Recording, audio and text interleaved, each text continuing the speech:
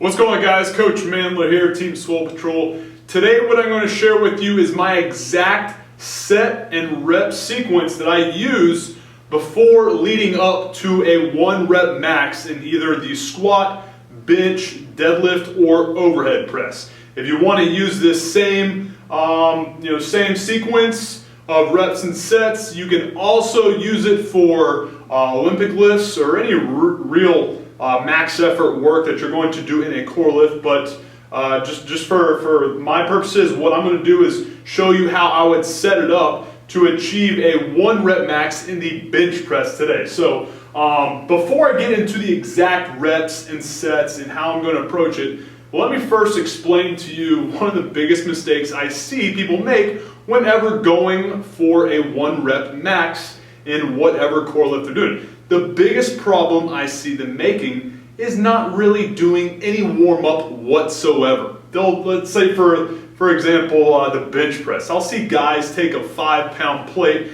and swing it around, do little arm circles forward and back for a couple reps, and then go right into doing like 135 pounds or more. That is not a warm-up. That is setting yourself up to suck ass at achieving your true 1 rep max. You are preparing to fail, all right?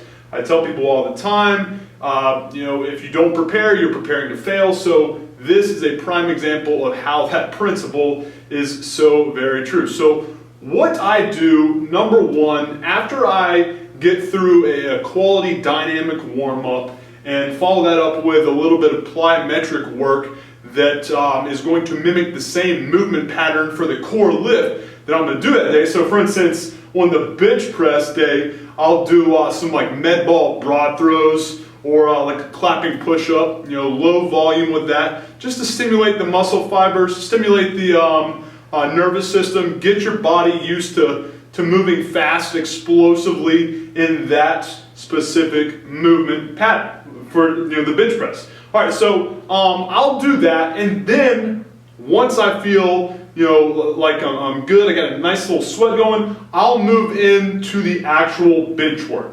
Now, I'm not going to immediately start by doing just throwing weights on. I'm going to be more slowly progressing and methodical about it. So the first thing I'm going to do is try to declare what goal I've got for the day, all right? Because if you don't have a goal, and that goal isn't one that puts you in position to break one of your previous records in the bench press or whatever lift you're doing, what the hell are you doing? You're not doing shit. You want to make sure you attempt to break a record every time you go for any max effort work in the squat, bench, deadlift, overhead press, or whatever it is you're trying to lift some heavy ass bar bending weights on. So, for instance, today, I'm going to shoot for a 435 pound bench press. All right, that would be a record for me at this body weight. I'm at 222 pounds right now. So 435 would be kick-ass for me, right?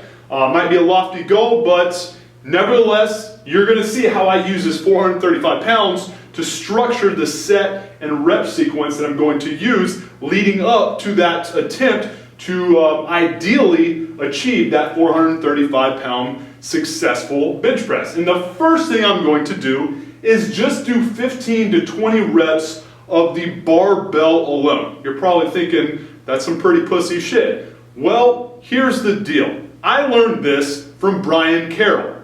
If you can bench press more than Brian Carroll, then you can condemn this. Whenever he told me to do this little tip yielded some pretty big results for me. A couple reasons why. Number one, it's going to get your body used to that movement pattern. Basically, if you're not prepared to follow the same movement pattern on a repetitive basis, then you're not really going to teach your body to prepare for that specific movement, especially not lifting heavy weights with that movement. So I'm always going to start off with about 15 to 20 reps of just the barbell. And after I do that, I'm going to immediately move into doing some light plyometrics, like a clapping push-up or like a med ball throw, like a bent over med ball throw, or up against a wall doing a couple fast, explosive throws. No more than probably 3 or 4 reps. After that, I'm going to move into 25% of my goal max. And you can compute that by multiplying 0.25, 25%, times your goal weight for that day. And whenever I get that, it's going to be about 110, 115 pounds. So I'll take that 115 pound bar weight and I'm going to do 5 reps with it. I'm going to do it fast and explosively while being under control. Right after that, again, I'm going to do a quick set of light plyometrics or med ball throws. All right. After that, good, 2 minutes afterwards, 35% of goal max. So 0.35 times 435 equals about 155 pounds. So I'm going to do 5 reps with 155 pounds. Again, this is going to be the last set that I do or that I follow up with light plyometrics or med ball throws.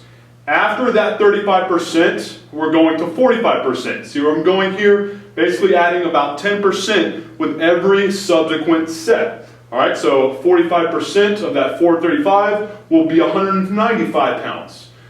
5 reps with 195 pounds. Again, moving fast, explosively under control, treating those light weights just as if they were 435 pounds. You want to treat light weights like they're heavy and heavy weights like they're light, okay? Good cue to have.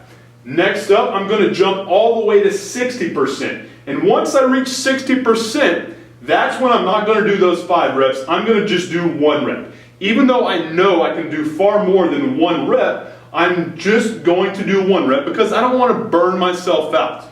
Okay, so 60% of that 435 is going to be 265, plus or minus. So I'm going to do 265 pounds, stay nice and tight. I'm going to cue myself to just, keep upper back tight and just, really keep elbows tucked, chest up, retract my shoulder blades, stay tight, push that belly up. Ultimately, I'm telling myself all these things as if to think this weight is the heaviest weight I've ever lifted in my life. I'm going to treat this weight, again, like it's 435 pounds, even though it's nowhere near my true 1 rep max.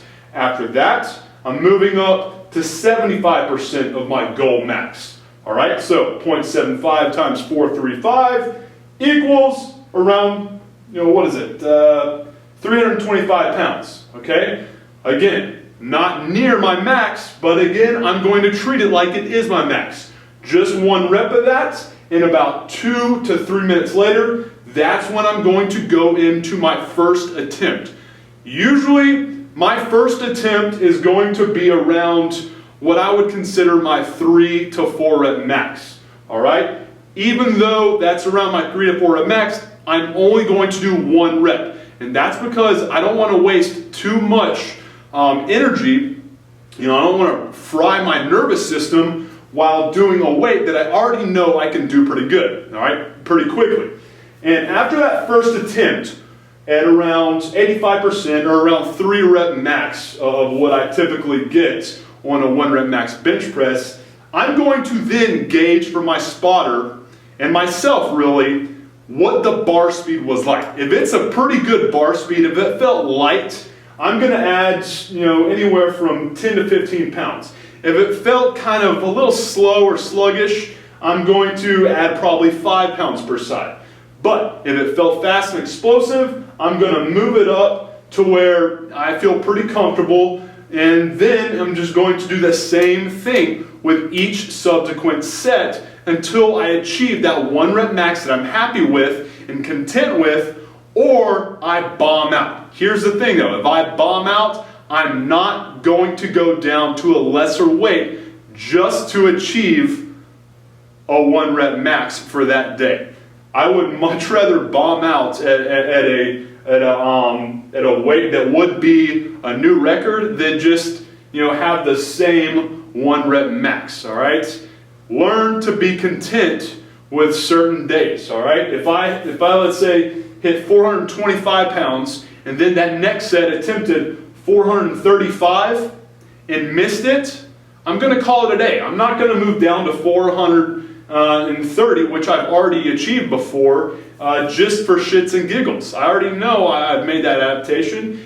And honestly, if anything, I'm not going to go down. If anything, if I feel like I might have missed it because of miscue in my form, I might attempt it again, but ultimately, I am not going to go down just to achieve a 1 rep max for that day. I'm looking for records. That's what I'm looking for. Records are what push you to to work harder and to accomplish more inside the weight room. So again, I'm only going to add probably 5 to 10 pounds, 15 pounds per side tops, depending upon the bar speed, how I feel. And another important thing to note, you want to spend about 3 to 5 minutes in between your major attempts at a 1 rep max. That's going to give your body time to kind of restore the energy system responsible for moving fast and explosively, and will ultimately allow you to hit your true max given the fuel that you got pumping through your system. Listen, hopefully that helps out. Next time you go into the gym looking for a 1 rep max, try this out. I can assure you, although it takes a little bit longer, you'll be far happier with the results that you get, and will surely hit a new 1 rep max in whatever lift you plug this system into. Hey dude, if you enjoyed the content that I shared with you today on how to better reach and achieve your 1 rep max in the squat, bench, deadlift, overhead press, or whatever max effort lift you're doing, then do me a favor, hit the like button right now. And if you have any questions for me that I can help you out with in regards to your lifting routine, then do me a favor. Leave that question in the comments section below, and I'll make sure to throw it into the loop and put together a badass film that will clear things up for you. Appreciate your time, guys. Have a good one. Chandler out.